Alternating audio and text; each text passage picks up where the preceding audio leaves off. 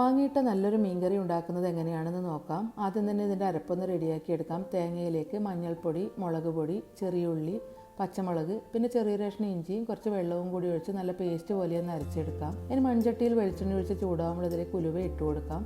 ഉലുവ ചെറുതായിട്ട് മൂത്ത് വരുന്ന സമയം ചെറിയുള്ളി അരിഞ്ഞത് ചേർത്ത് കൊടുക്കുന്നുണ്ട്. ഉള്ളിയും നന്നായിട്ട് മൂത്ത് വരുന്ന സമയത്തിലേക്ക് അരച്ച് വെച്ചിട്ടുള്ള തേങ്ങ കൂടി ചേർത്ത് അതിൻ്റെ പച്ചമണം മാറുന്നത് വരെ ഒന്ന് വഴറ്റിയെടുക്കാം. പിന്നെ ഇതിലേക്ക് ഗ്രേവിക്ക് ആവശ്യത്തിനുള്ള വെള്ളവും പുളിക്ക് ആവശ്യത്തിനുള്ള മാങ്ങയും കട്ട് ചെയ്ത് വെച്ചിട്ടുള്ള മീനും ഇട്ട് കൊടുക്കുന്നുണ്ട്. അപ്പോൾ ഞാനിവിടെ അയലയാണ് എടുത്തിട്ടുള്ളത്. ഏത് മീനായാലും കുഴപ്പമില്ല.